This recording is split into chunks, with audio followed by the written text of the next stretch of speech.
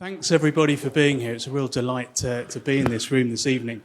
My name's Tariq Jazil and I'm a co-director of UCL's Sarah Parker Remond Centre, which is the Centre for the Study of Racism and Racialisation.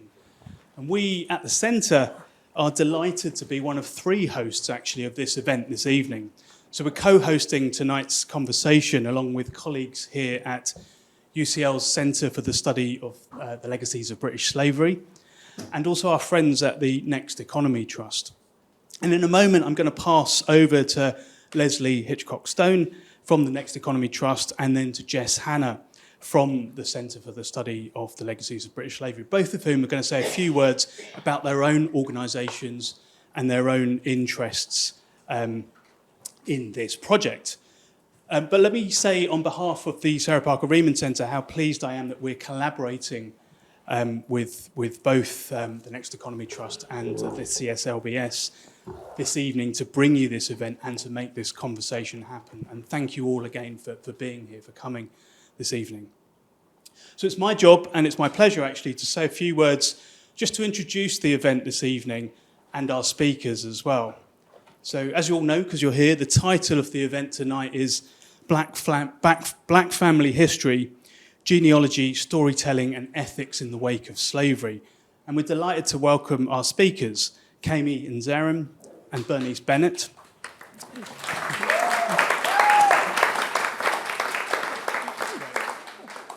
always good to get a round of applause when you haven't done anything yet. And also, who both be in conversation this evening with Dr. James Dawkins here as well. And I'll introduce them properly in just a moment. And they're of course going to be talking about the very personal project that Keme has been working on for a number of years. And that of course surrounds Kame's own attempt to trace his family history. It's a project which has involved many journeys across the Atlantic and into also the deeply traumatic histories of the Atlantic slave trade and the Middle Passage. And it's a project that Keme has embarked upon with cameraman and producer Piers Lee, who's also here this evening. I think, where is he? Piers is around somewhere, filming. And it's a project at the heart of which has been an attempt to tell this deeply troubling but essential story in documentary film form. And Keme met Bernice in the process of this work, and Bernice has been instrumental in this project in her capacity as one of North America's most renowned Black genealogists and family historians. So we're here, obviously, to hear about this quite remarkable project, actually. And as I said, I'm delighted that our three centres have been able to collaborate to bring this event to fruition today. I'm going to take a minute in a moment just to introduce our speakers before handing over to Leslie from the Next Economy Trust. So to our speakers this evening, first our host for the evening, Dr. James Dawkins, who's a specialist in British transatlantic slavery. He's an associate research fellow at the University of Nottingham, where he's preparing to publish his own study of that institution's historic connections to and enrichment from the transatlantic economy in enslaved African people. James is a former member of the Legacies of British Slave Ownership project here at UCL, which then became the Centre for the Study of the Legacies of British Slavery. And he also sits on a number of expert advisory panels for community and scholarly projects, such as the Colonial Countryside, National Trust Houses Reinterpreted, and Colonialism, Slavery, Trade, Reparations, Remedying the Past. And James has graciously agreed to pose the questions this evening, but he also has his own story to tell about tracing Black family histories, which may come up in the course of the conversation. Keme is a journalist by trade, a news anchor and correspondent, but as I've said, he's in the process of making this documentary, which starts really from his own discovery that his white ancestors were enslavers. The film project documents his long and complex search for the descendants of the people that his family had enslaved, but during filming, Keme learned that his Nigerian forebears on his dad's side were also connected to the abduction of people who would be sold as slaves. And Kame's journalistic instincts and skill have been key, I think, to this project, as has his intuition for storytelling, which I think is also a key part of what he's going to be talking about what we will be talking about this evening, that is to say, the ethics of storytelling and the craft of storytelling, actually. And finally, Bernice Bennett, who, as I've said, is one of America's most renowned black genealogists and family historians. Bernice made her name helping African Americans trace their stolen family histories, and she subsequently received a number of awards for her genealogical writing and research. Bernice also hosts a radio show exploring and celebrating black genealogy, and she's a former member of the board of directors for the National Genealogical Society. She's the author of Black Homesteaders of the South, published in 2022. Also of Tracing Their Steps, a memoir, 2019, and Our Ancestors, Our Stories from 2014. And her paternal family actually is from the same small town in South Carolina as Keme's mother. And they met, as I said, in the process of conducting this project. Really pleased to welcome all three of you here, but what I'm going to do now is just hand over to Leslie, who's the co-founding executive director of the Next Economy Trust, just to say a few words about their involvement in this project. So Leslie, over to you. So I'm Leslie, and I'm the co-founding executive director of Next Economy Trust, which is a media and production company.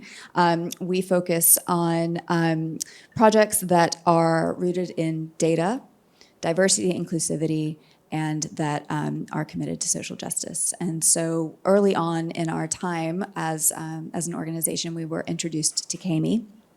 And since then, we've worked with Keme and also the Sarah Parker Remond Center and also the Center for the Legacies of British Slavery, and had hoped to one day see them all in a room together with us, and that happened on its own accord, and that's what's so powerful about the work that each center and Keme are doing, because these ripples that we're all doing, throwing a rock in a pond to change life as we all know it needs to be, it happens without any type of pushing if you are just around and do it. And so that's what I wanted to say, was to say thank you to Keme for trusting Next Economy Trust, me and my co-founder, Saul Klein, to partner with you on this journey. I know that that's not, we don't take that lightly.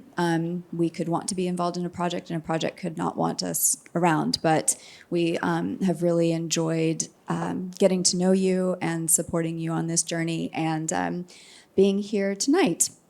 So I also have an acute interest in the topic. I am an American immigrant here. I've been here for 8 years, and I am originally from North Carolina, and my family has been in the States for as long as white people have been on the continent, and so have been part of the checkered history of the United States. And so for me to be able to see that this story is able to be told because of family history that is able to be traced is really, really special and meaningful, because I know so many African Americans, Black Americans, don't have that option. So for me, it is also very personal to be involved in this, because the families in North Carolina who bear my descendants' last names don't have this opportunity. So any way that we can be part of this, we are. So thank you for having us. And now I'm going to hand it over to Jess Hanna. Where is Jess? There's Jess, from the Center for the Legacies of British Slavery. Good evening, everyone. Professor Matthew J. Smith, Director of the Center for the Study of the Legacy of British Slavery, sends his apologies for not being able to be with us for this important event. So on his behalf, I'd like to offer a few brief words of welcome. Our centre has, for the past decade, been much involved in international conversations about the impact of enslavement on the history of modern Britain and the Caribbean societies that have been devastated by its legacies. Through rigorous research, collaboration, creative projects, and public engagement activities, we confront these difficult histories and their place in the making of our world. A major part of the work we do is understanding the human stories that lay in the records, the stories of people on both sides of the Atlantic and their experiences in the history of British slavery. Our core research project, Valuable Lives, Black Unfreedom and the Collapse of British Slavery in Jamaica, will create a database of records of all the enslaved persons in Jamaica for the period 1817 to 1832. This work complements the earlier project that focused on the £20 million compensation payment to British enslavers at emancipation. For those of you who wish to learn more about our work and projects, I invite you to visit our website or to contact us directly at cslbs@ucl.ac.uk. You should also feel free to speak with me or my colleagues in the room after this event for further information about our centre. A crucial part of our new work is understanding Black family histories during and after slavery. This is important, we believe, because the rupture of family networks was one of the most devastating aspects of slavery. It's also important because in these histories lay the understanding of the connections that have shaped the world of their descendants from Jamaica to the UK. We're therefore delighted to be partnering with the Sarah Parker Remond Centre and the Next Economy Trust, two of our most important partners at the centre, in presenting this evening's conversation with Keme, Bernice and James, which in so many ways reflect the very concerns that drive our work. What do these personal family histories that Keme has uncovered say about much larger and complicated processes of capital, of human ownership, colonialism, and their echoes today? And what are our responsibilities in telling these stories respectfully? On behalf of our centre, I would like to extend a warm welcome to Keme and Bernice, whose deep interest in the politics, ethics, and possibilities of unearthing and sharing histories of enslavement has much in common with our own. Their conversation promises to be a rich and nuanced exploration of Black genealogy, storytelling, and the practice of bringing contemporary and historical family histories to life. I look forward to what will be a tremendously important discussion. Thank you, and I'll now hand over to James and our panel.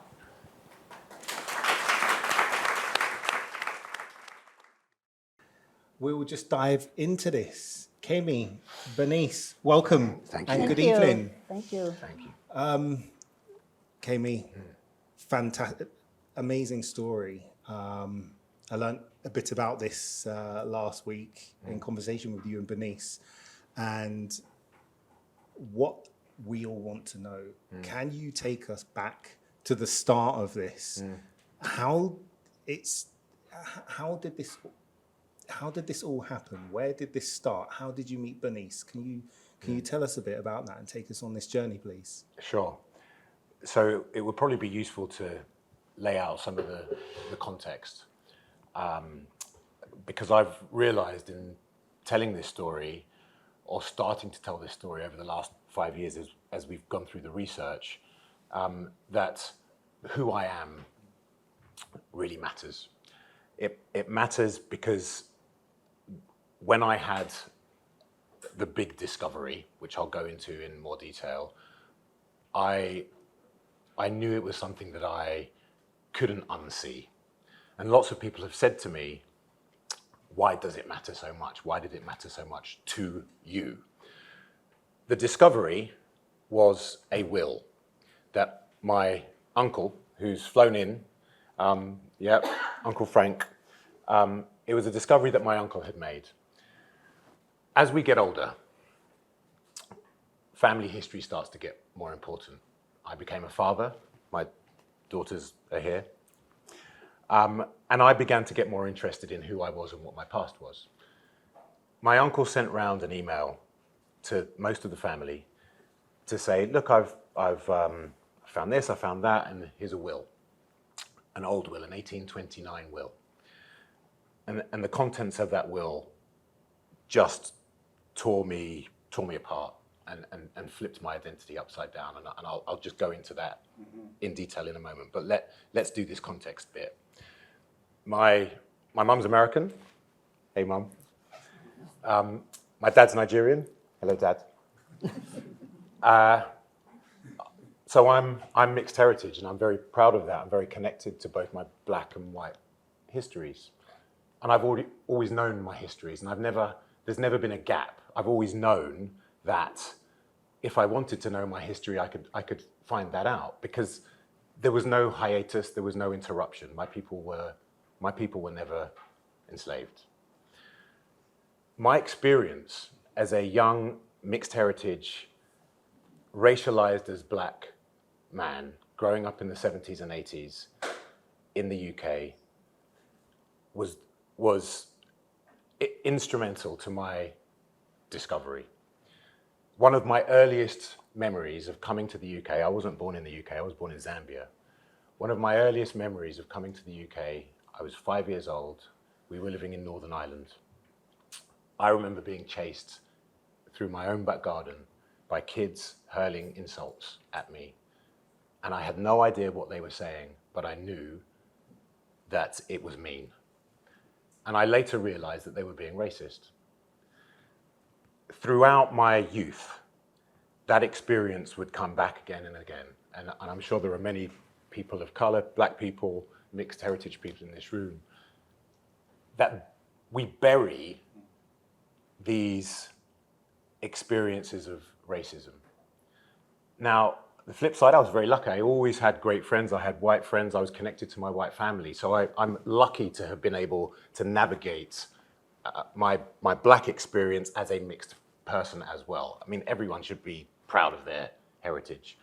But my particular singular experience of being a young black man was regularly having to deal with the risk, the threat of not just verbal but physical violence. I grew up in Southeast London in the 80s. That meant possibly not coming home at night if I ended up in the wrong part of town. So I knew very viscerally, I felt very viscerally the impact of racism, and the core, the genesis of that racism was the creation of slavery, the creation of black people as inferior. So I had this conception of myself and my family, my identity, as being, righteous is the wrong word, but on the receiving end of this egregious, heinous act, which was slavery. Yet I'd never ever dug into, never needed to really interrogate what that meant. What that meant being an African, what that meant being the descendant of white American Southerners. I was me. I was a black man who grew up in the UK and had experienced racism. Back to the will that my uncle found. Purely interested in family history, who are we, where did we come from? There were words of such violence in that will that I could never unsee them. My fourth great-grandfather, John Reinhardt of Edgefield County, South Carolina, bequeathed to his wife, and I will paraphrase from memory, I bequeathed to my wife 2 Negroes, Cato and Jack, and horses, and bales of hay, and other chattels. It so devastated me that I didn't know what to do. I didn't know how to process this realization that in me and in my blood was the coming together of this original sin. And I knew I had to find some way of dealing with that for myself. And that was the beginning of the journey for me. Wow. I mean, I've come across some of these wills in my own research, and it's horrifying, it's shocking seeing your ancestors listed as chattel, and sometimes they could have prices next to them. I mean, I just so I'm, I mean, from this then, how do you begin working with Miss Bernice Bennett? Well, I think we should pick the story up from when... Bernice, please tell us, how did you connect with Keme, and what's been your role in Keme's research? Okay, so let me give you a little background. I am from New Orleans. My southern roots run deep, folks. That's my maternal side, and my paternal side is from South Carolina. Edgefield South Carolina, the same place where Keme's ancestors are from. And this is a large slave-owning community. So how did we connect? Well, Keme was referred to me by someone from the Smithsonian because I have a book out called Our Ancestors, Our Stories, where I documented finding my ancestors enslaved in an inventory similar to what Keme mentioned he saw his ancestors having. But I also documented that I connected with the descendant of the slave owner of my family. And that included going through a process. So Keme reached out to me out of the clear blue sky. I got this email stating who he was and that he had this document. And could I assist him? Now, I've been involved in genealogical research for a long time. And I said, well, sure. I mean, can you imagine somebody writing you and asking you if you could find descendants that are listed on an inventory? And I said, yes, I could help you. So to interject briefly, I had come to a realization quite quickly that what I would need to do is find out what happened to the people that I had seen on that will.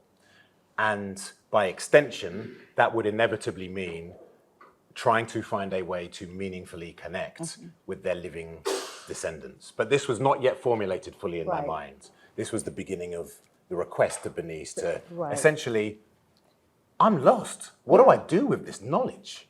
And he wanted to find the descendants of Cato and Tack at that time. But he wanted me to find these descendants of these two people.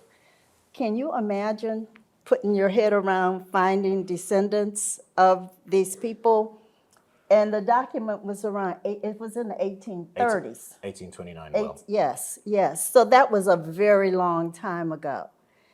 And so I said, okay, but there's a process that we're going to have to go through, a long process. And hopefully we will connect with the descendants, but there are things you need to do.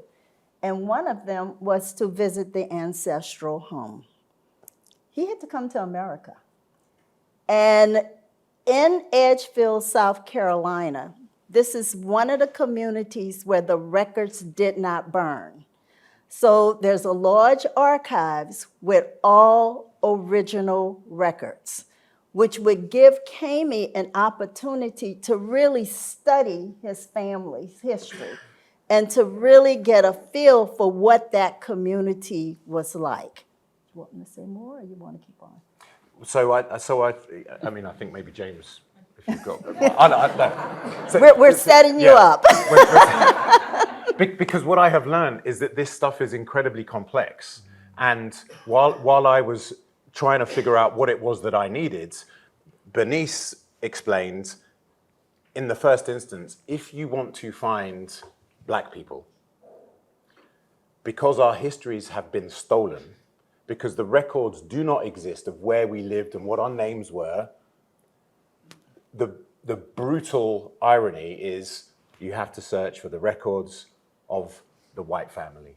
And in this space, I was that proxy white family because I am, even with my mixed Black skin, I am the descendant of a white slave-owning Southern family. So that was the process that you started me on. Right. And one of the things that you have to understand is that, yes, you'll have names, first names, maybe age, but you're not going to have anything else. Only those names are there, and they may be bequeathed to someone else. You may have several people where they're sold. And so we had these documents where there were other people listed. And so how do you get this whole process started? Yeah. Well, I mean, I believe that we have a clip. Yeah, You know, it would be good to kind of like put this into context. Sure. With the first clip. Shall I, do you mind if I just kind of No, lay some words sure, out please for it do. first? So, this process started 5 years ago. I, for my own reasons, as a black person, felt that I needed to find a way to meaningfully connect with the descendants of the people that my family had enslaved. I didn't know how to do that. I didn't know how to do that safely, because essentially what we're talking about here, and I kind of paraphrase in a very awkward and glib way, but essentially what we're talking about here is me knocking on somebody's door and saying, my people enslaved your people. Want to hang out? Like, it doesn't roll like that. There is so much inherited trauma in this process that I needed to find a way I needed to come with something, even though I had my own needs to process this really, really difficult history. So, fast forward several years, with the help of Bernice, we found descendants who wanted to go on this journey of finding out more about all of our histories, because what we eventually ended up doing was finding stolen information that was absolutely crucial to those families. But the clip we're about to see, it's very short. I don't want this to feel like this is kumbaya, happy clappy reunion, let's all come together and hug. The reality is, I was incredibly lucky, hugely lucky, because of the tutelage and super, super careful guidance that Bernice was able to give me about this process of intentional connection, care, putting the duty of care of the people that I needed to meet for myself at the core of this process. That was the only way I would ever create the space for a meaningful connection to happen. And I was incredibly lucky. And I honestly don't think it usually happens like this. But Rick, if we could play the first clip, I'd be really, really grateful. So that was Bernice with a different hairdo. And the other people in that clip were Jamila Smith, her mother Donna, and her daughter Navaya. I was going to ask you, that embrace that you had with the young girl. It looks like it looks like you knew her, that you know her from somewhere. Can you tell us just a little bit about, your feelings there, and this young girl running to you? It's particularly given this troubling history that we have of your ancestors selling their ancestors into slavery. Yeah, and I really love Bernice's, because Bernice was there with me. I'd love her reflection on this as well. I was really, really terrified at that point when we were waiting for Jamila and her family to arrive. We had been through quite a long process of getting to know each other online. When I started researching this, one of the first things that Bernice taught me was that the one thing I could do to help me process this myself was to share the information that I learned. Because in sharing that information, it might help other families. And I soon learned that that would be what I needed to process and to heal, or to start that process of healing. That if I could play a small role in helping other Black families find their histories, then that was what I needed to do to confront what our ancestors had done. Now, in a conventional kind of TV or film production process, all of that information sharing would be withheld from me, withheld from the people that are going on that journey, because you need to retain some kind of revelation on camera. But that felt wrong to all of us involved in this, that actually that's the conventional way. And what are you doing? You're recreating, you're using trauma for entertainment. And we had to find a different way to do that.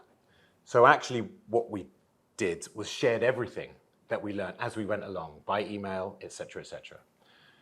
The reality of a lot of the documents and the information that you learn about in this process is that they're very confusing. They're incredibly hard to read. Ancient wills and censuses and the rest of it, not only are they complicated, but they're also traumatic and re-traumatizing. To read this litany of dollar values on human beings, it rots your soul to read that stuff. But it was incumbent on me to share what I had with Jamila and other families as we learnt it. They'd come to us to say, yes, we want to go on this journey. I was sharing it.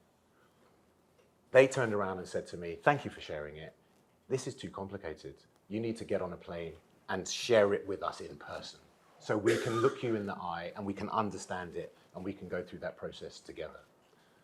So what you see there is the outcome of me, with Bernice's advice, doing the right thing, sharing the information, and instead of the revelation being lost, actually it was gained, because there was and again I hesitate because I don't want to speak for Jamila, but we created the space for a voluntary coming together, and waiting in that car park for Bernice Jamila to turn up.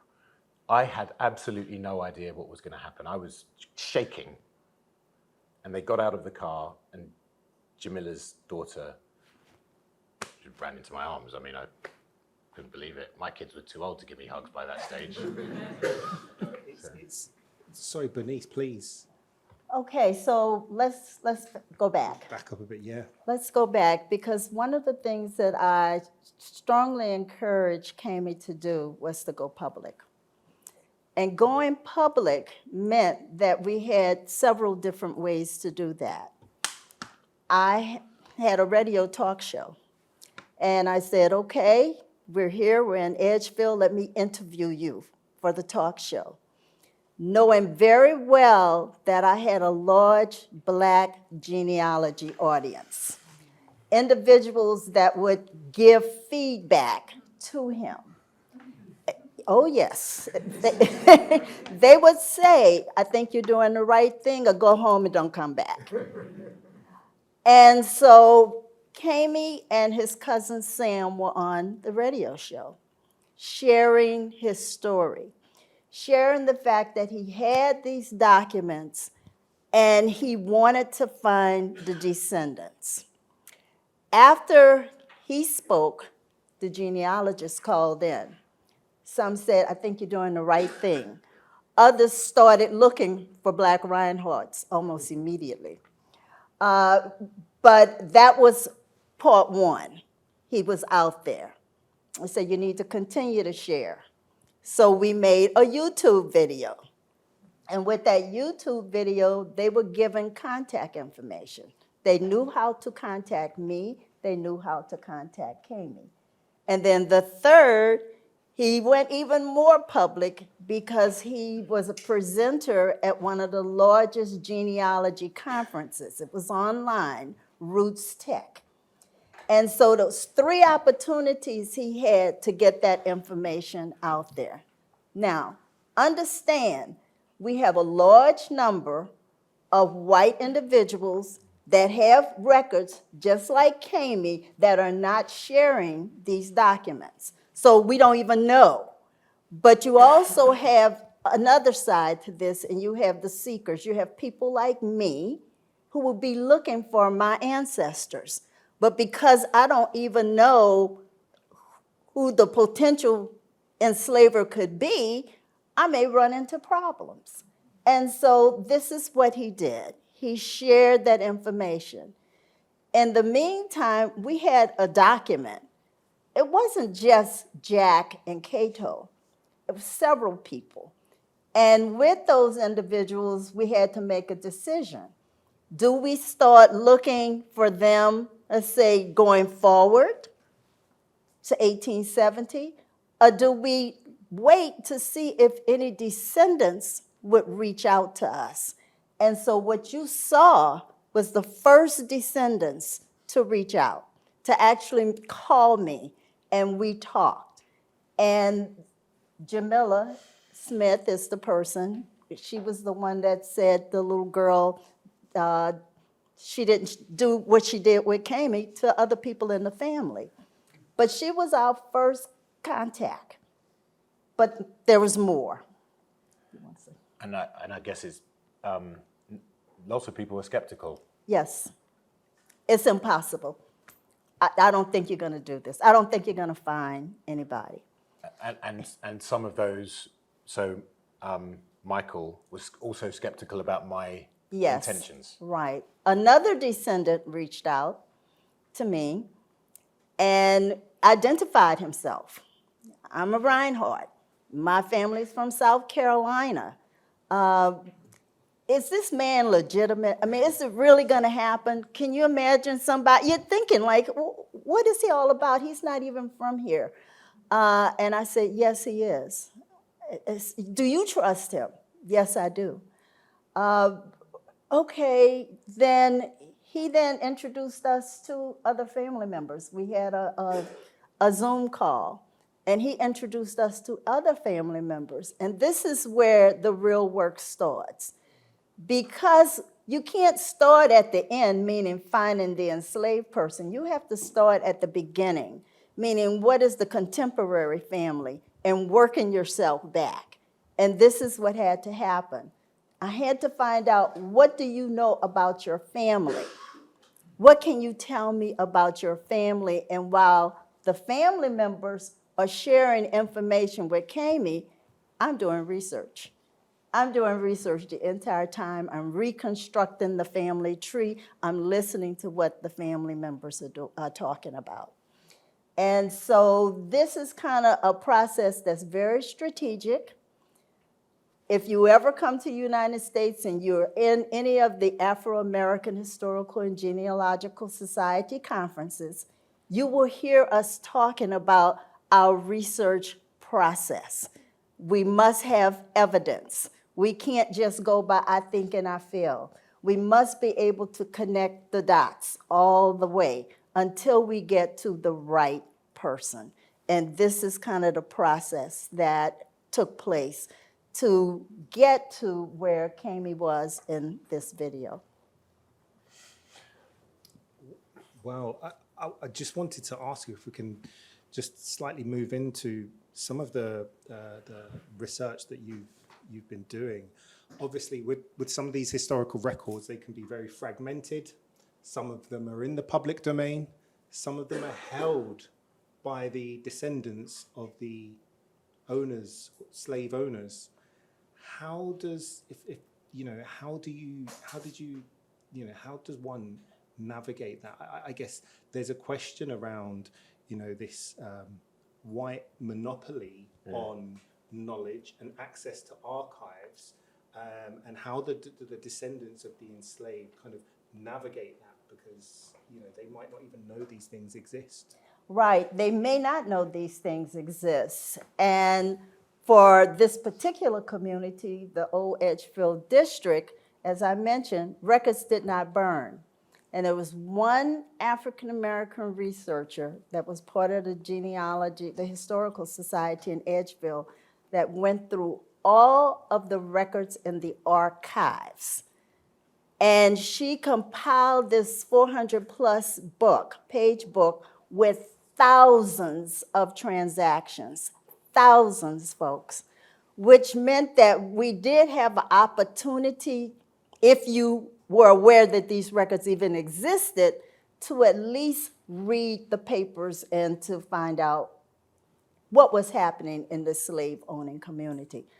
But it still wouldn't work if you could not get your ancestors with your own genealogy at least back to the 1870 census.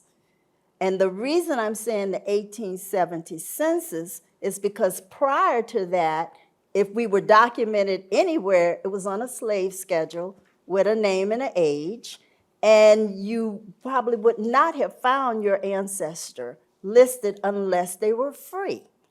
Those that were enslaved, you would not find them. But there were other things that happened post-emancipation. For example, a federal document in the Bureau of, not Bureau of Land Management, but the Freedmen Bureau. And we would find individuals in labor contracts, sometimes with the former enslaver, but they'd sign a labor contract. There might be a bank record that a Black person would have where they would list mother, father, sister, brother. Anyway, they would have a listing.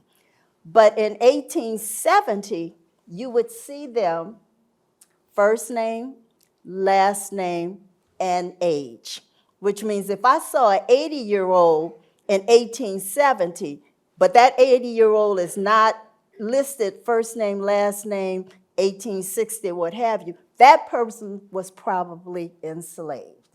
And so this is what we're going through this process. But you have to start at the beginning of your contemporary and work it all the way, understanding as you went back in time, you were doubling your ancestors. You know, 4 grandparents. Now you have to find the 4 grandparents' parents and great-grandparents. And you're really doing a lot of research. But there's also other information that individuals would have that they probably didn't pay as much attention to. There are obituaries, there are marriage records, there's birth certificates, their voter registration. I mean, all of these documents are there if you know how to find they're so them. often hidden, aren't they? Yeah, if you know how to find them, then that's additional information that you have at your disposal to find your enslaved ancestor. Can I ask you, Bernice, something? Sure. That so you wear several hats. You wear a hat as professional genealogist, but you have also engaged very deeply yourself with the process of finding out about your own history. Yes. And I just want to, I'm always curious what the motivations were of the people that agreed to meet me. What is it that is driving, what is it that you think drives African Americans, and by extension, Black British people whose histories came through the Caribbean, in other words, they're enslaved. What is in it for someone like Jamila to meet someone like me and go through what is inevitably going to be a difficult process? What is she looking for? She's looking to be made whole. You know, we talk about say their names. She's looking for the opportunity to say her ancestor's name and to have that name a part of who she is as a person. This is where I started. I wanted to say their names, and I wanted to find my own enslaved ancestors, and then discovered there they were in the 1870 census. What made it different for me was that the descendant of the enslaver, because the descendant had records, she recognized every name on my ancestors' list, his wife, all of the children. And the children were named the same names of the others that were enslaved with them. So can you imagine looking at a record and seeing all of these same names, but your family owned them, but they were my ancestors. And so the motivation for me, it was very, very strong. I had to find him. I just had to. I just couldn't go to sleep and wake up the next morning not knowing where everybody came from and where they were until I found them. And the descendant identified herself and provided me with the record. Can you imagine if everybody would do that? Wouldn't we, it would be Jubilee. I mean, we would jump up and down and be very excited if every white descendant of a slave owner would then provide that information. And it's not to say that we don't have some groups doing this. We have a group called Beyond Kin. And that group consists of individuals that have found documents and have made those documents available. But you still have a large number of people that just can't find their enslaved ancestors. It is extremely, extremely hard.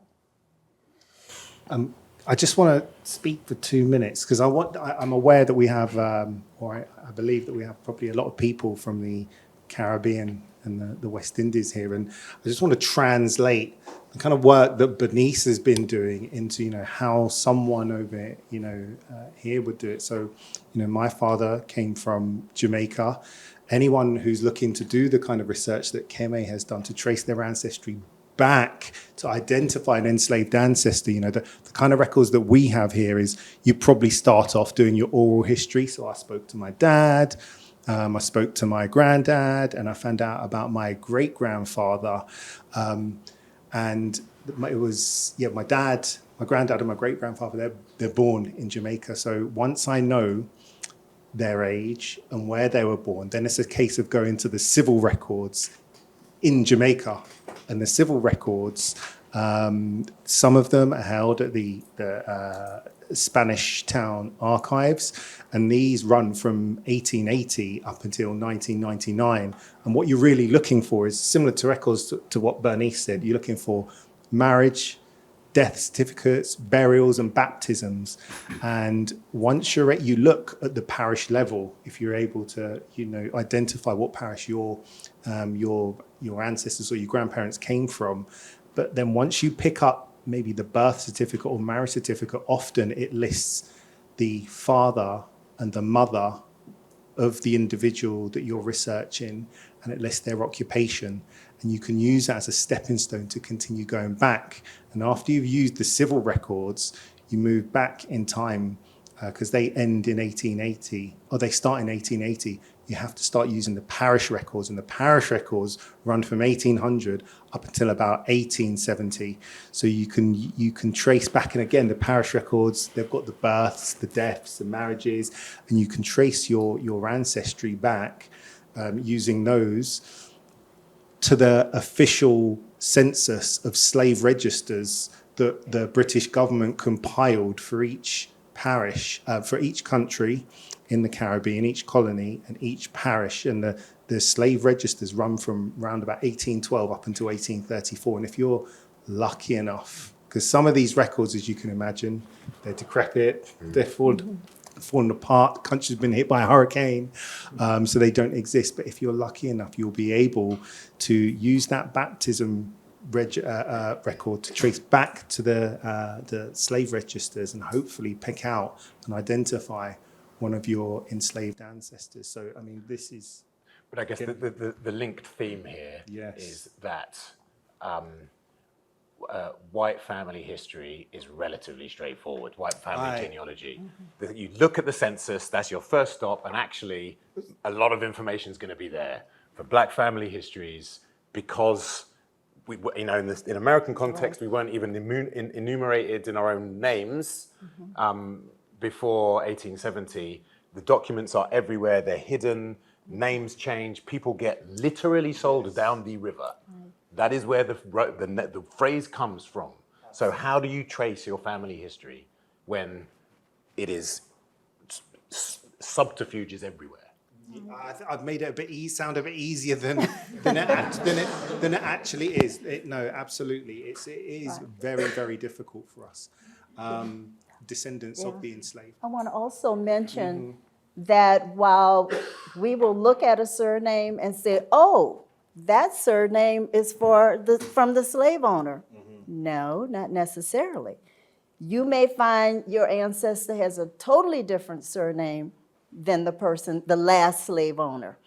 So you have to think that way too. You have to think totally, what they say, think out of the box. Look at different things. Sometimes you have to do a first name search rather than a last name search because of what the situation is in America. People are not everyone is taking on the name of the slave owner. No, absolutely. Especially, I mean, I'm thinking in the West Indian context in Jamaica, the plantations out there are huge, 2, 3, 4,000 acres, and often you have a white managerial labor force who are paid. They're not enslaved, and bookkeepers and accountants, and sometimes the enslaved will take their surname from that individual. So just because your surname is Beckford or Dawkins or Price doesn't mean that the Prices or the Beckfords owned your ancestor. They might have taken the surname or from that slave owner, but actually their biological line is from one of the white managers or overseers, which makes it incredibly difficult to identify. To identify your enslaved ancestors. But I mean, I guess what I wanted to ask you, there's been a lot of emphasis at the moment on the, on the white side, and we always hear about the ownership of enslaved African people by white people. Keme, you are descended from, your father is, and you born in Zambia? Oh yeah, to make matters really, really complicated, I was born in, my dad is Nigerian, but I was born in Zambia. Right, and I wanted to talk to you a little bit about one of the most painful parts of slavery, particularly for all of us who have been displaced, which in the diaspora, who are descended from enslaved African people, which is it was your ancestors that sold some, captured and sold enslaved African people to white traders on the coast, who then trafficked them, transported them into slavery in the Americas. How do you understand that? How do you deal with that? And what does that mean? It's really hard. So one of the, I mean, the main motivation for, when my journalistic brain kicks in, I knew that this journey had to fundamentally be about fact-finding, not about judgment. It needed to be about seeking as much clarity as I possibly could about what had happened, because I don't think we can come to any reasonable assessment of how we move forward unless we know how we got here. And so these were the factors, I knew them. When I discovered the will that my uncle had sent, my parents were just the most supportive I could possibly imagine. This is going to be difficult history, but you must, if this is your calling, then you must go there. And they have been unbelievably helpful in helping me, backing me to go through this process. My dad said, right, if you are going to look into the American side, which you should, then there are some stories that I've heard about our clan, our people, and I don't really know what to make of them because I've never been able to make sense of them. I've never researched it myself. We must understand that bit too. Slavery was systemic, outputs require inputs. Now, bearing in mind that I know that there is a real risk that this, or the Africans were at it too, will get weaponized. I fully believe that reparations and reparatory justice is massively important. So everything I do needs to be quite carefully presented so that it can't be used for what I consider to be regressive forces that don't want to deal with the outcome of racism. But nonetheless, there is a uncomfortable truth that for Africans to be trafficked across the Middle Passage, there must have been somebody involved in the abduction and the kidnapping in the first place. So what was that mechanism? How did that happen? So the story that Dad had heard was that our clan, we're Igbos, which is the kind of major tribal group in southeastern Nigeria. A kind of sub-clan of the Igbo is the Arrow people. We are Arrow. We came out of Congo in the 1700s to Cameroon, to southeastern Nigeria. It was a trading kingdom, very, very powerful, that controlled a huge amount of that part of Nigeria back in the day. One of the things that the Arrow people traded was human beings. again, we have to distinguish between the internal domestic market for slaves or enslaved people in that time, which was kind of more akin to this is not to justify in any way, I'm just trying to clarify historical fact. There was a perhaps Roman model, broadly speaking, of enslavement in that part of Nigeria where you weren't a permanent underclass. To be an enslaved person was not that your children and your children's children and their increase in the way that it's described in. There was a categorical difference between what people understood to be enslavement in West Africa and what the slave societies of South Carolina and the Caribbean were intentionally designed to extract labor and Hereditary slavery. that's it.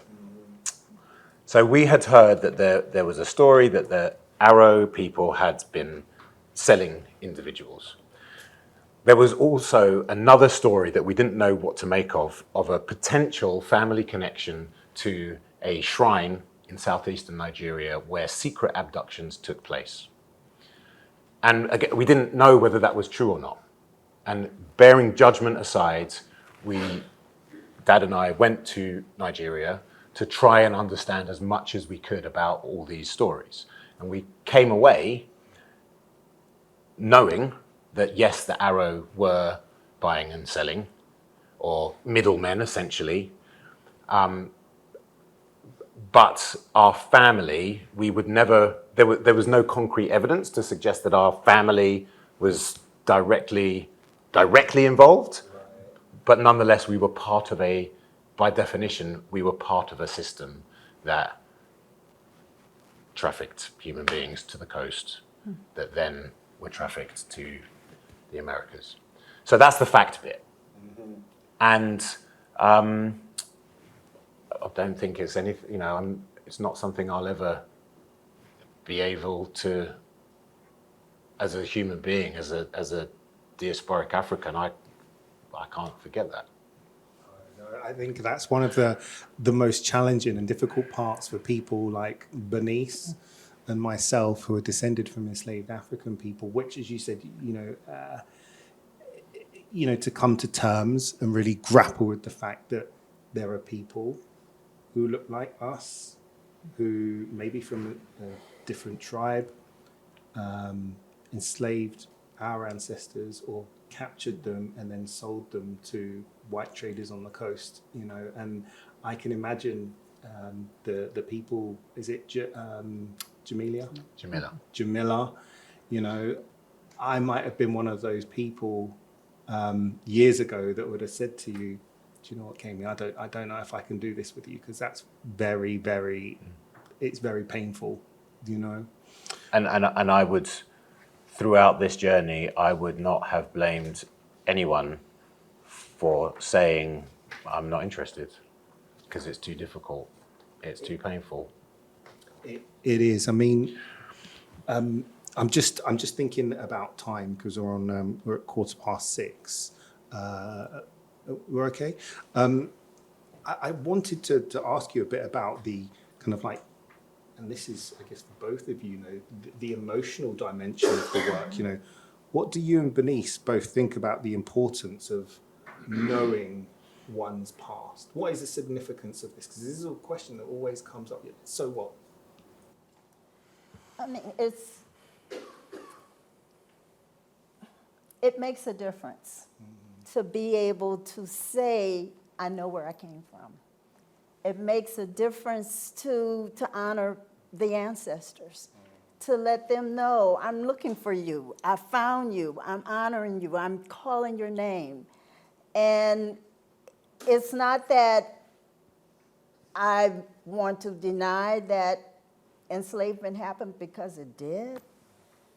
It's something that I want to be able to document and have to share with my children, my grandchildren, and more importantly, I want people to understand that this is something, this peculiar institution should never happen again.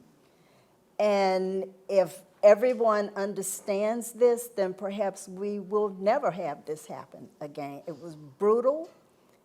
It was not a good place for any human being to be a part of, but it's important as an African American to be able to say that I found my ancestors.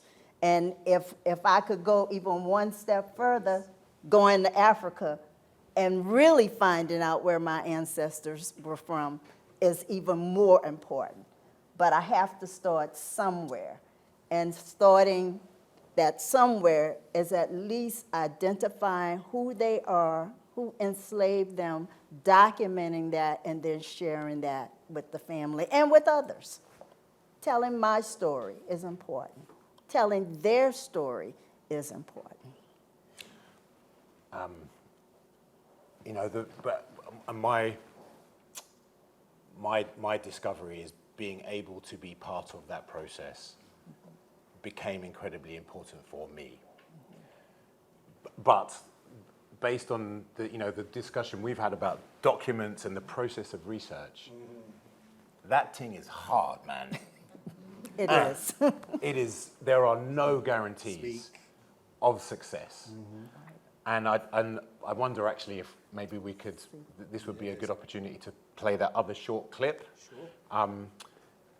But just to put that in context, what we're about to see is a small conversation that I ended up having with Jamila, who you saw earlier, in the archives, which is a place that I had got to know quite well. And because of the tutelage that Bernice had offered me, she had really tooled me up in my, I am but a little micron when it comes to the expertise but I had begun to, I was more familiar with the documents, I could read them. And I knew that this was something I could, if Jamila wanted to go on that process with me, I could help her and her family try and find out more stuff. And that was very meaningful to me, that I was able to do that with them. Again, I'm not trying not to be patrician or like this was about them and us coming together and going through the process. So there's a short clip of us reading documents and learning stuff from them. It doesn't always happen like this, and actually, more often than not, it's 2 steps forward, 5 steps backwards, 17 to the side, right. And you turn around and think, what the hell have I just learned? I'm even more confused. It's really, really, really hard. But the process of connecting and black people together, saying, you know what, this history is difficult, but let's see where it goes. It was really powerful for me. Is that right to watch that next clip? Just a short clip, thank you.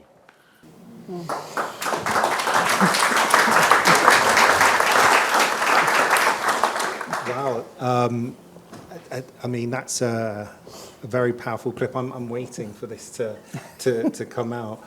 I mean, why is it important for them, to tell this story? What is it that that they have they spoken to you about?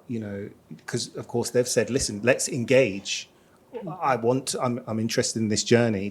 Coming on this journey with you." What is it for them? I mean, I feel manifestly unqualified to answer that. There is a small story I want to tell, but I think Bernice is probably better placed to say why it's important. Again, because you've walked that path, and I haven't. Yes. I've come at this from knowing who my ancestors are already. So. And one of the things, not only with this family, but with many families, they do have a little piece of something, oral history. But they want to make it all make sense. And so this family also had a story, and then it stopped. There was something totally missing, and they needed to pull it together. And remember, we had the seekers. These people, this family, they were looking because Keme went public, and they reached out. They were already looking. They were looking. Right. And this is what you'll find. There are people looking, and we just need to have the other side come forward and share the information. It was very important to this family. The whole family came. The aunts came. The mother came. I mean, it wasn't one person. And we have another story of another family. You want to say? Okay. Yeah, sure. So we ended up working with two main families, and they, in a sense, they kind of tell both ends of the spectrum of black family research. I mean, this is a massive generalization. Jamila's family, where actually we ended up, there were as many questions as answers. And it was almost that the process was the important bit.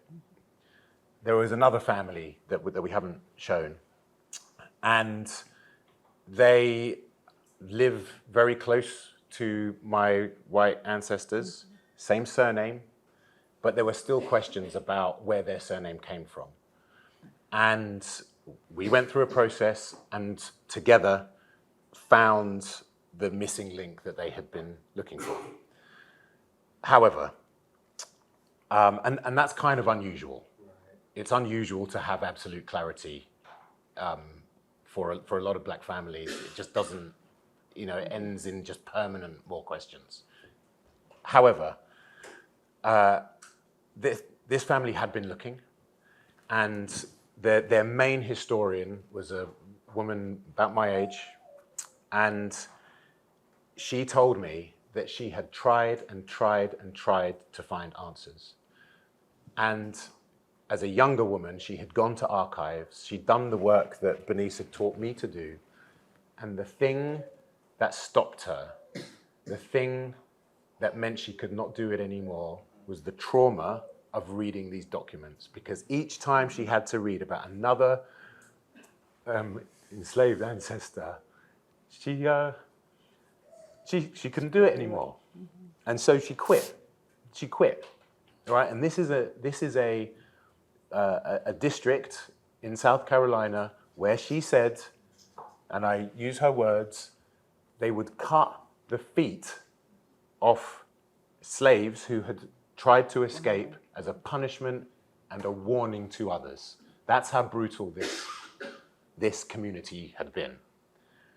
And it wasn't until Bernice and I began to work with this family, and for us, it was slightly easier because we were one step removed from seeing those documents.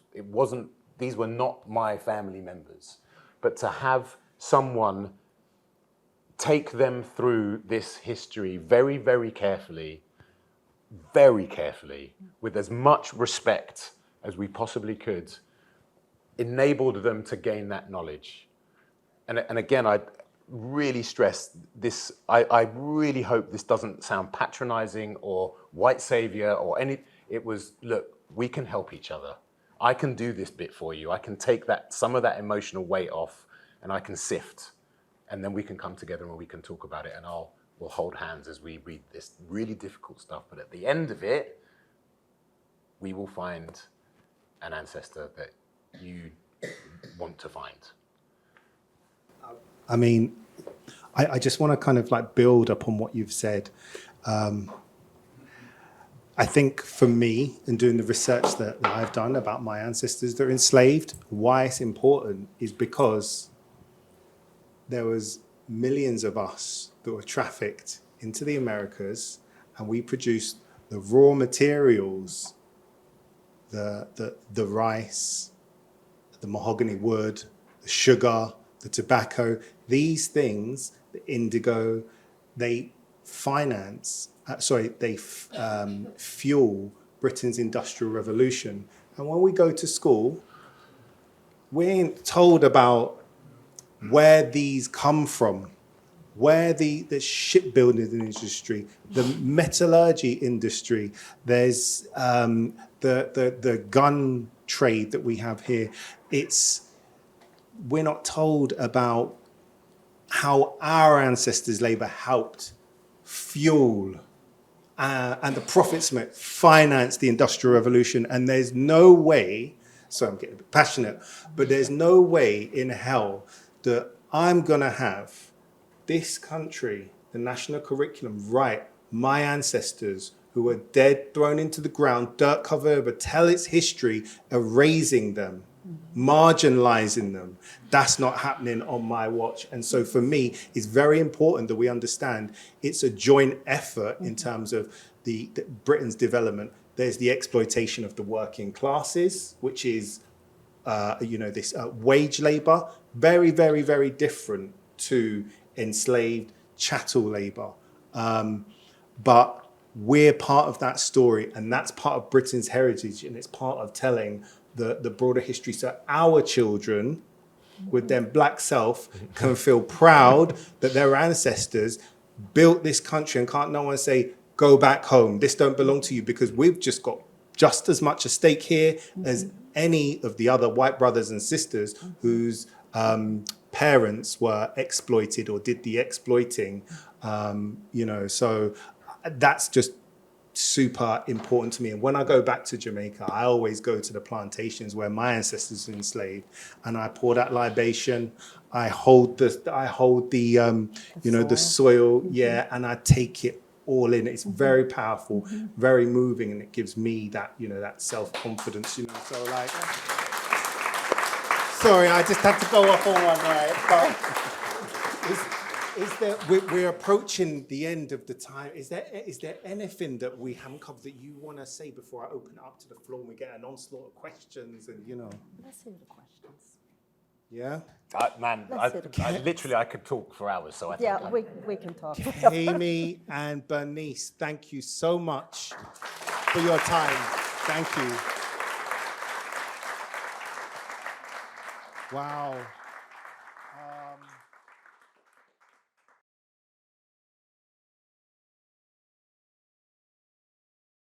This is the great Professor Nicola Rollock I introduced. Do you know, this is the last time I invite you out with me. Keme, that was deeply powerful. And Bernice, thank you also for the guidance and support you've offered Keme. I've done a little dabbling myself in terms of my own background, my surname being Rollock. It's a Scottish surname, which I take great pleasure in telling trolls on social media when they try to interpret it in other ways. I was very moved by your account this evening, but you still kept us in some degree of suspense. I am very intrigued by the photo that's up behind you, and I wonder if you could share a few words about it for us. Thank you. Sure. I'll answer it. Early on in my journey, I and another cousin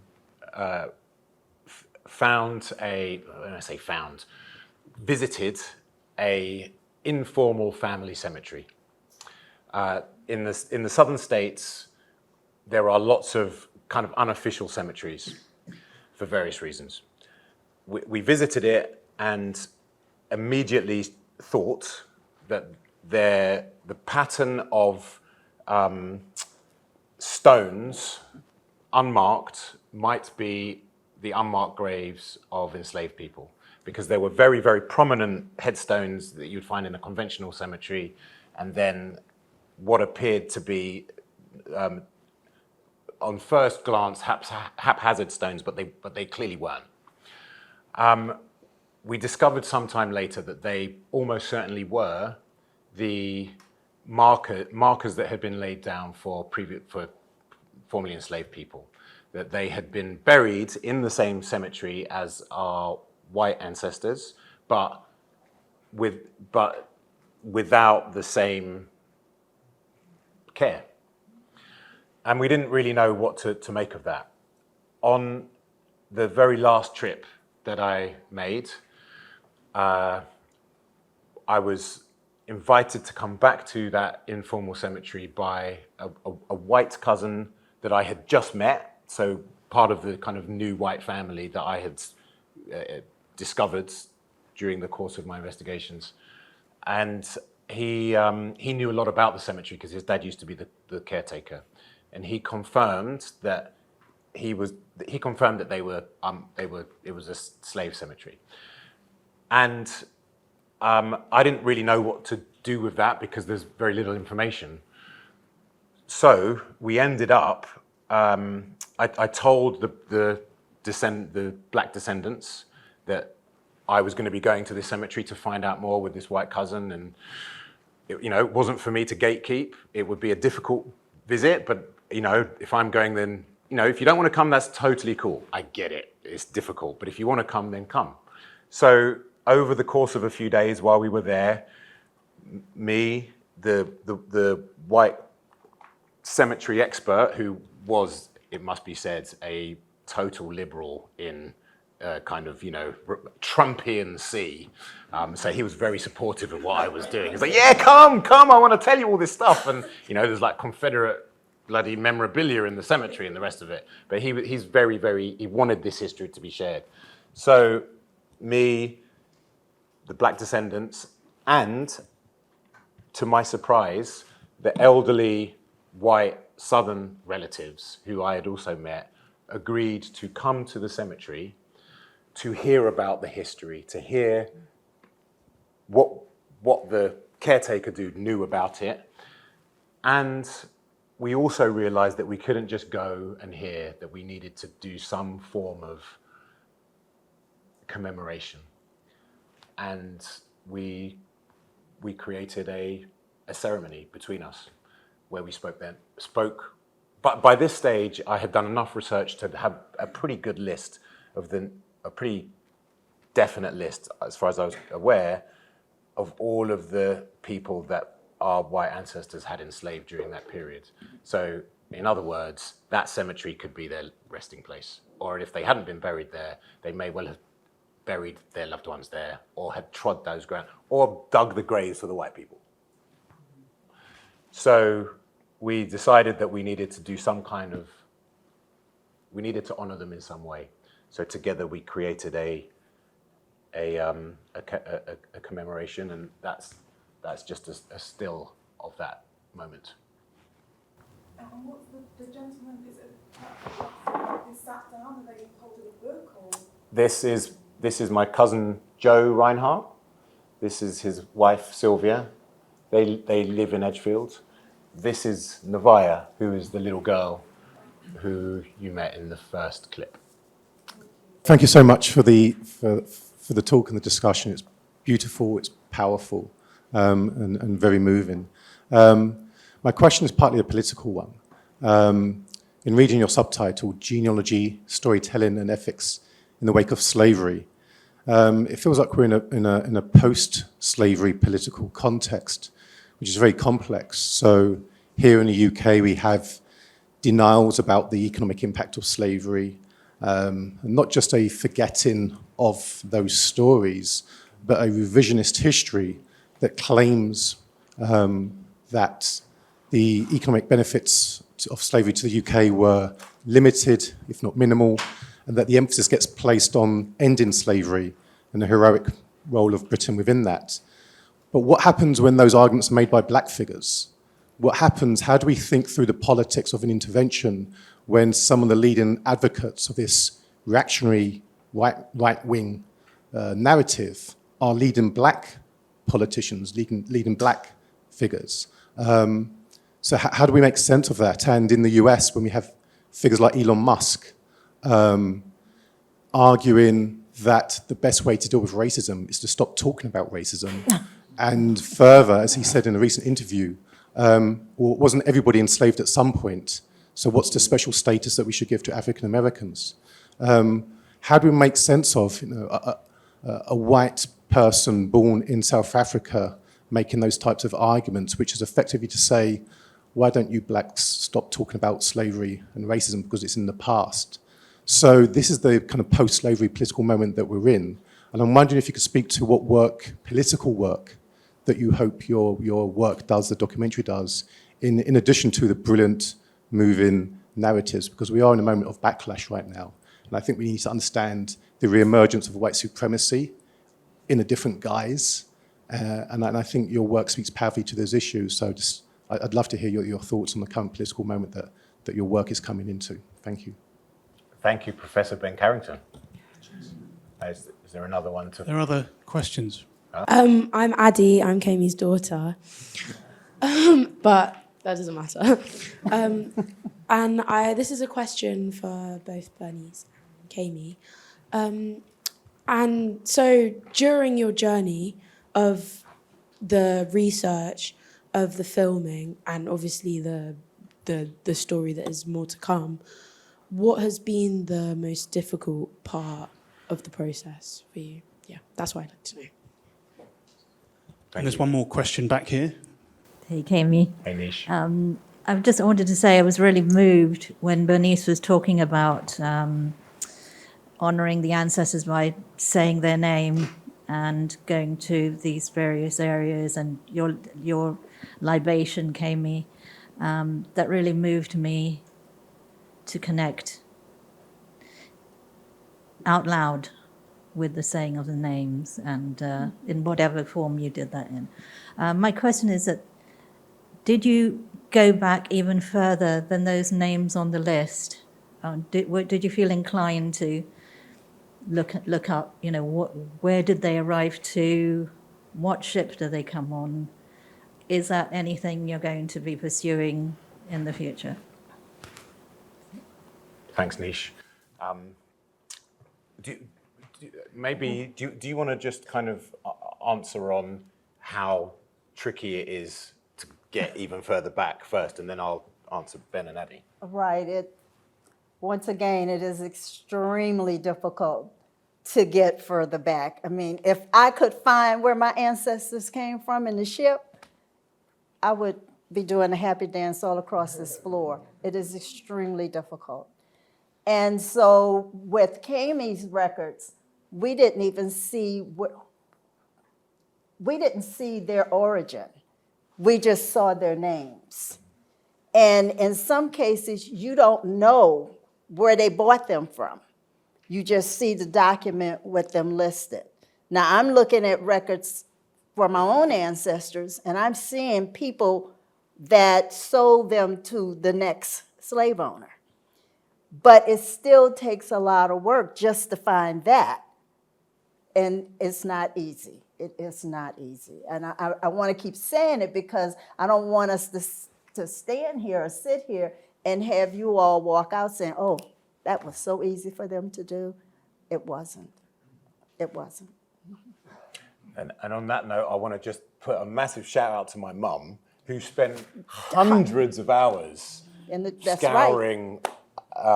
scouring documents all over the internet and helping Bernice and me. Yeah. So. Yes. And she was really working hard to bring them forward. So can you imagine, we're trying to go forward with people listed in 1829, but we still had to get to 1870, and they could have changed names 4 or 5 different times. And so, I just commend you for the work that you did, because I looked at it, but I also understood how difficult it was. And so I look at it in a different way. I look at, let's start with the contemporary and work it back, rather than to start in 1829 and work it forward, because they would have changed so many different hands and different names. So it's a process. It felt for me, I don't know what the word is, a teeny, teeny, teeny, teeny, tiny way of saying to those that my family enslaved, I'm sorry. Yeah. I want to help. Mm-hmm. So it was a privilege and a pleasure to do. Thanks, Mum.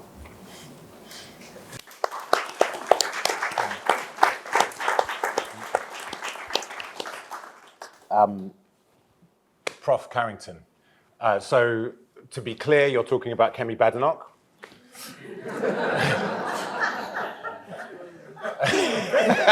Do you really need me to answer? I will. I think what we're talking about there is the confusion between the politics of diversity and representation, and there is an elite of right-wing politicians of color who have got to that position because they have actively denied the race injustice. And part of our job is about powerful storytelling to correct that. And if there is one thing that can come out of the work that Bernice has helped me do. It is to try and activate some of that storytelling. So to acknowledge that this is difficult. It is difficult emotionally, and it is difficult technically and practically, but there are ways to do it.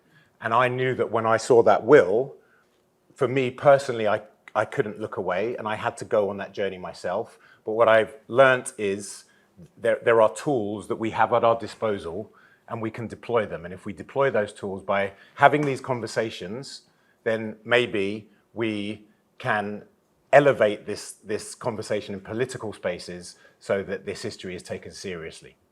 So that it's a mix of the political and the practical and the personal. For me, everybody will do that differently. Right. And banning books and not talking about it is not going to make it go away. I mean,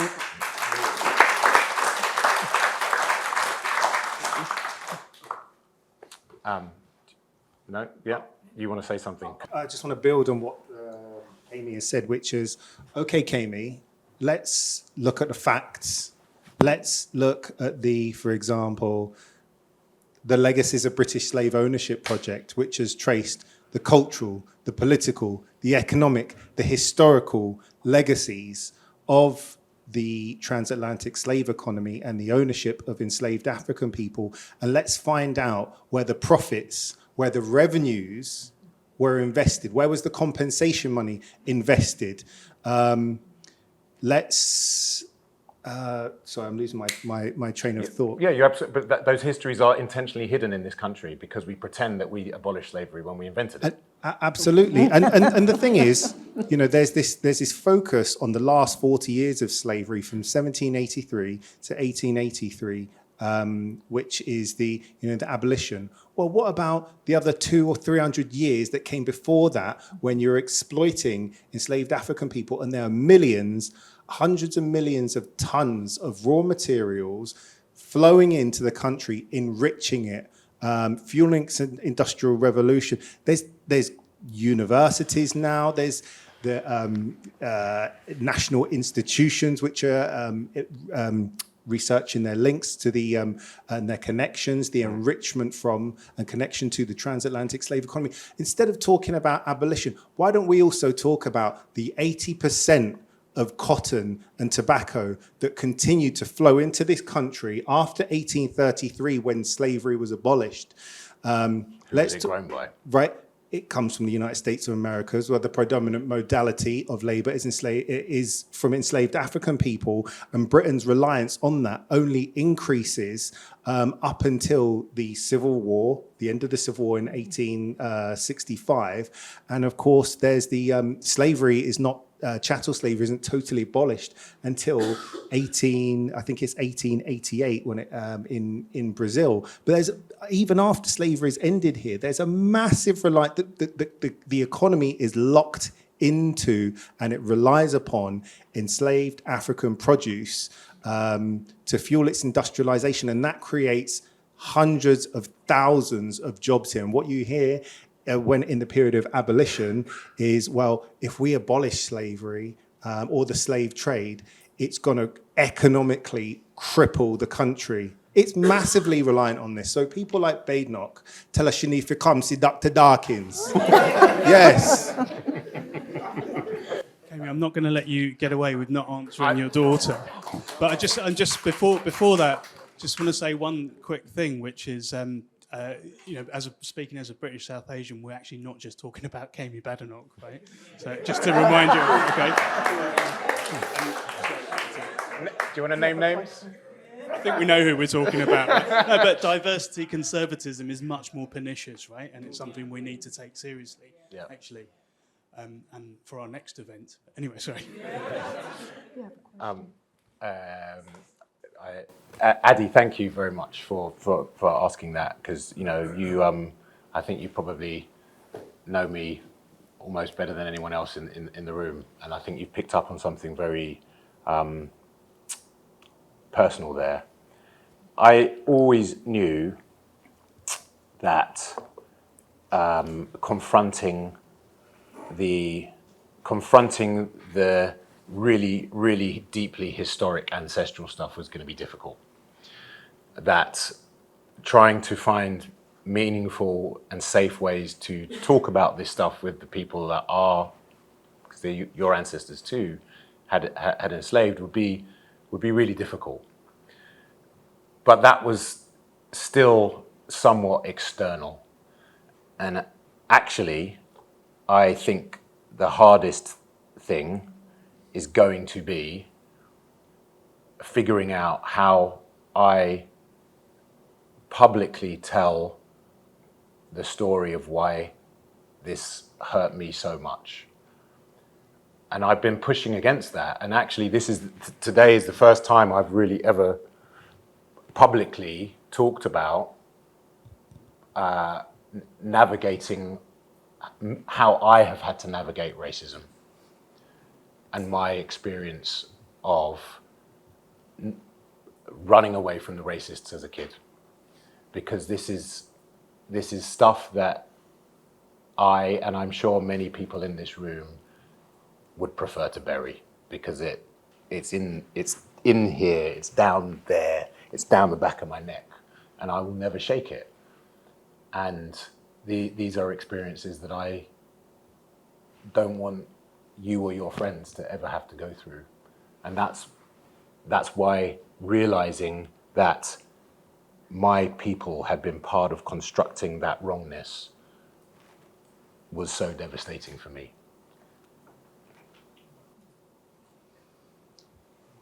I think we've got time for one more quick round of questions. So I've got some hands up. I'm going to come to you. You okay for one more round? Yes, yes, yes. Thank you so much for this. My name is Renako Selina. I'm an investigative journalist at the BBC World Service, and we produce long-form investigative documentaries. By night, I'm also a hobbyist genealogist. I have been since 2018, since a massive family reunion on the tiny island of Karakou. My question is kind of related to some of the similarities between these two spaces. One of the things that I found is there's tons of similarities with the way that we practice journalism and genealogy, but there's also lots of similarities in the problems or challenges, including something that I constantly hear as a younger person in like more legacy newsrooms, which is engaging younger audiences. Mm-hmm. I wondered if during the process of constructing this project, you kind of had to think about engaging younger audiences, what that looks like, especially in storytelling. I think that was one of the things I was really, really keen to hear on. And if I have time for a second quick one, it was about DNA tests and whether that was a process, that was part of your process, in this. If it was, were you met with skepticism? How did you deal with that, if you were? Yeah, but thank you. Good afternoon. My name is Suzanne Francis Brown. I'm from Jamaica, and I have done a little bit of work in journalism and history and genealogy. So this is a great combination of research, historical research, and storytelling. So I really appreciate it, and I thank you both. I have two questions, or one question and one very, very quick comment. One relates to Nigeria and where you're going with that story, how you're going to further approach that trajectory. And the second, just very quickly in a sense, speaks to something Bernice was talking about in terms of the need to somehow dig up some of that material that is hidden in terms of some of those records. And for the Caribbean, it's something that I've done a little bit of work with the Center for the Legacies of British Slavery, and it's one of the things I think is so important. In Jamaica, James has mentioned this, there were thousands of people who owned enslaved people on plantations, in urban settings, in rural settings. In many instances, one of the reasons that we cannot locate people is because the private records, the ledgers in which those persons were identified and recorded are not coming forward. Mm-hmm. There are very, very few of them out there. And from my perspective, many of them are here. Many of them are in the bottoms of chests in lawyers' offices or on estates, and people can make them available. You know, I understand the complexities of it, but I really think it's important. So I just wanted to throw that out, partly as an agreement with you in terms of the work in the United States, but partly also just to try and shine a little bit of light on something that I think is possible and is not happening. So, yeah, those two things. One more. And then... Okay. Hello, sorry, it's just a very quick question. We've heard about the American side of the reaction to your research in the family, and you also mentioned the Nigerian side. What was the reaction there, and do you plan to explore that a bit more? How did they react? Is there denial? Is there ownership? And how does that fit in with the broader story? While we're running the mic, I'll start. So, big up to my Niger cousins in the house. And seeing you. And I'll try and run through these super quickly because I know we've not got much time. So, Marcia, Nigeria. When Dad and I decided to go back to try and investigate, find out what we could about the role of this shrine that was where abductions were said to take place, Dad arranged for us to go with a cousin. The cousin told his uncle, and then first it was just like a few of us, then another cousin would be like, you're going to the ancestral homeland and you haven't invited me? I'm coming too. And within the space of about a week, we had a bus. We had a bus of people with plenty jollof and chicken on the bus to keep us fed as we went there. On a family level, a huge amount of interest and intrigue and confusion and desire to get to the truth. When we actually got to Arachuku, our ancestral homeland, people were much more open about this history than I thought. There might be a bit of reluctance to discuss it, but it happened, so people are talking about it. There is also some jiggery-pokery going on with the public storytelling about whether why those abductions happened. There's some, so to very, very briefly, shrine, secret abductions. The shrine was basically a high court where people could be executed if they'd been really, really naughty. We read an editorial in a newspaper when we were there that suggested that the fake sacrifices that took place, so instead of actually executing them, fake sacrifices would take place and the people would be smuggled out the back, that this actually was a good thing because to be smuggled and condemned to permanent slavery was better than to be killed. So make of that what you will. We haven't got time here to get to the bottom of that, but there is some Jedi mind trick post-facto rationalization going on, which, you know, where. So, Nigeria. Your question about White Archive, I think you've got a great story on that, haven't you? The power of White Archive. Yeah, many, as Dr. Suzanne Francis Brown has said, many of the manuscripts that exist from the period of slavery, particularly of the more distinguished and wealthy slave-owning families who came back to Britain, they own them. They're in their attics. And the only way that you can get at them is tracking them down, if you're lucky enough as I was, and befriending them. Nice them up. So you can go in and gain access to them. And Professor Richard Dawkins, some people will know him, the biologist Brer, he has loads of chests and this really old, creepy attic. And I'm doing my research on the Dawkins family, found out that it's his ancestors that own mine. I hail him up, Richard, listen, what's in the attic? He said, listen, listen, there's all these papers, come over to the estate and you can look at them. He was quite open about it. So I go up there and it's like Aladdin's cave. There's all sorts of stuff that his enslaved ancestors are brought over. And of course, I take photos of all this, and I've got a record that helps me to help trace my ancestors. But there are many people with the surname Dawkins, or their ancestors will have been owned by Richard, and they can't trace their ancestors back past 1817 if they're lucky. Richard's records go back into the 1750s, the 1770s. I had some lady come to me. She said, listen, my ancestors were enslaved on Folly Pen and Sandy Gully. I've been able to trace them to the 1820s, but I don't know anything else about them. Can you tell me? And I said, listen, let me check my record. Right? So I went back into my records from 1800s. These are the private records. Then I went back to 1779.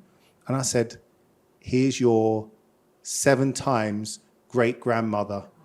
Her name is Brazil. She's working as a domestic, and she's 47 years old, and she's listed as in good health. And she also has 2 daughters that are also working in the house. But the only way for that woman to get that information was because I'd kind of like knocked on Richard's door. And if Richard had closed those archives down, she wouldn't know anything. I wouldn't know anything. So I think that the thing is, and one of the things I've been doing is trying to encourage Richard and other slave-owning families that have these manuscripts. Listen, you need to deposit them in the public domain, because this is our history as history, well. Yeah. And you need to share that with us. You can't have that kind of monopoly. Which is, I think, a very, because let's face it, the history of genealogy is a racist thing. And you have been dealing, so... Right. I mean, I'm a part of several genealogical groups. And one of the genealogical groups is the National Genealogical Society. And just last year, the National Genealogical Society apologized to an individual and his family because they denied membership, because there was a point in time, yes, where it was not perceived that African Americans were at the standard or even were interested in their genealogical history.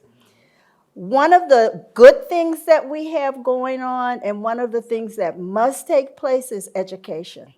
We have the Afro-American Historical and Genealogical Society. This group consists of individuals from all over the United States, and they're doing African American genealogy. You can learn workshops, chapters that have meetings, and they talk and they share. And so it sometimes goes beyond what's in a white descendant's records. Sometimes you have to look at records where we're also telling our own stories. For example, if that person was a Civil War soldier and they had a pension, what are they going to say? I was enslaved by. Well, you have to know to go and look to see if your ancestor was in the Civil War. I mean, you also have to look for other opportunities to find your ancestors. They could have been a runaway slave. You know, there was a lot of resistance to slavery. And the names of the individuals that ran away, it was put in the newspaper with great detail. Well, you have to know to go and study runaway slave ads. There are also slave narratives where people are telling their stories. We have to then say, look, go and study the slave narratives. And if you're going to look at a census, analyze the census record. Really look at it. What do you see? Where was that person from? What did they do? And who's living next to them and down the street and around the corner? It takes a lot of work, but it's possible. But you can't do it being passive. You have to be active in this process. So I will rattle through. There are 3 questions that, what are future plans with Nigeria? One of the things that the families that we've worked with have mooted is the archetypal visiting Nigeria. Now, I think that's a lovely idea, but from the very kind of, from the perspective of what is healing, I have to figure out from a filmic perspective, is that like a little bit kind of Alex Haley light? Is it really meaningful? Or is it just, here are some slave castles? What would be the purpose of us going as a group to Nigeria? If it's about learning about Igbo culture, we are Igbo. Bernice, through her DNA, which is the next point I'm going to make, is 25% Igbo. These things start to become meaningful. But just going, I don't know. Is it real? And I'm curious. I don't have the answer. But what we do has to be authentic, because what we've tried to do is find people that want to go on this journey together for their own reasons. So I mentioned DNA. Lots of DNA can be incredibly powerful. It can be very misleading, and people are very rightly skeptical about who owns the data. Okay, so yeah, people are a bit like, well, which company? And just again to put it out there, most of the DNA industry, ancestry, and the rest of it, it's owned by the Mormon Church. What are they doing with it? What are their motivations? So there are layers to this that are slightly more complicated than they might appear at first blush. Young people, this is all of our history, and I know that as a father, I didn't really start to get interested in this until I was an old man. My hair wasn't even grey, it was gone. But I can also say that some of the most profound and useful challenge that I have experienced has come from my daughters, who've asked me some amazing questions as I've gone along this journey. So thank you.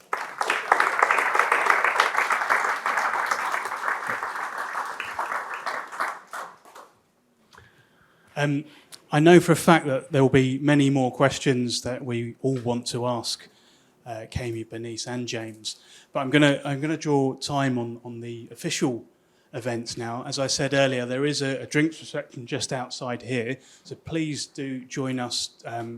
Grab a drink and ask more questions, have more conversation. Welcome to stay and talk more informally. And it just remains for me really just to thank you, all three of you, for a really moving, wonderful and important conversation. So please, everybody, please join me in thanking James, Keme, and Bennett.